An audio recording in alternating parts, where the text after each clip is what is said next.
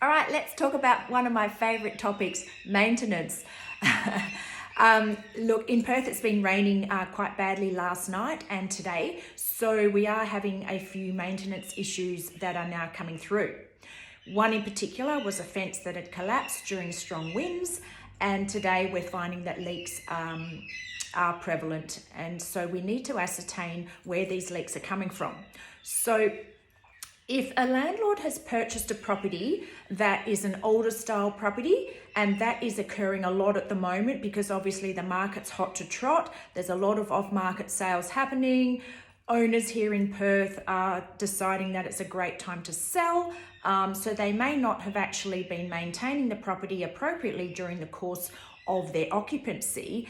And now they're just quickly doing a few bits and pieces to get the property onto the market, and then it's been sold quite quickly to the new owners, who a lot of cases are in the eastern states. And if you haven't had a property manager do a pre-purchase inspection, then you are doing yourself a disservice because you aren't getting eyes on the property. You are relying on the sales rep to give you information, and you're also relying on marketing photos which don't show you the full story, or you may be looking at video walkthroughs, and some of them that I've seen are not that great and don't actually reveal things that a property manager will pick up because we have a different set of eyes. So that's one part of the story. So let's move forward to the maintenance now. You've purchased the property and now suddenly you're getting maintenance requests. So if you have purchased or are thinking of purchasing a property and it is of age, please don't be surprised when all of a sudden you've got a tenant in place now and they are reporting maintenance, such as fences falling over, leaks occurring through the ceilings because maybe the roof tiles are cracked and need repairing.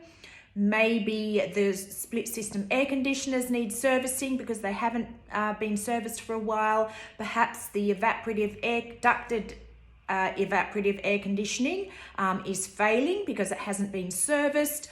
Potentially the pads need replacing. I've had that quite a few times, or even some of the entire units have needed to be replaced because whilst they were functioning at pre-settlement inspection, it wasn't amazing, but technically it was classed as in working order, and so the settlement went through and then the whole thing's failed.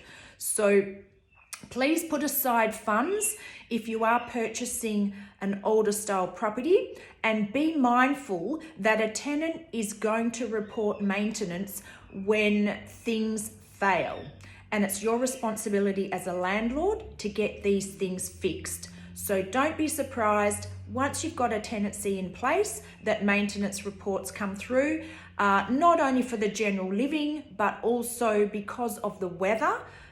In winter, of course, like I said, it could be leaks. When it gets really windy, sometimes the pilot light in the hot water system blows out. That is a tenant responsibility to light.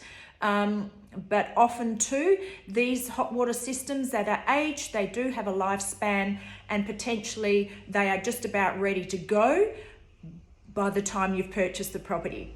And so, you know, that's $2.5 grand perhaps for a hot water system. Could be a couple of grand for repairs, maybe to a ducted evaporative air conditioner. Obviously summer's gone now, but budget that for forthcoming summer. And just be aware to put aside a few $1,000s for any small incidentals that could crop up, like leaking taps and that kind of thing that an owner might put up with for the duration of their occupancy. But then of course, when it comes to tenancy, they don't want to put up with it and they don't want to be paying extra water usage. So there's a few little things here that have come to light for myself. And as a reminder, for new landlords in particular, this is what potentially could arise within the first few weeks of your tenancy. And for those landlords who've been landlords for a period of time, don't forget to budget for those larger ticket items, and also have a cash flow available for the smaller incidental maintenances that arise.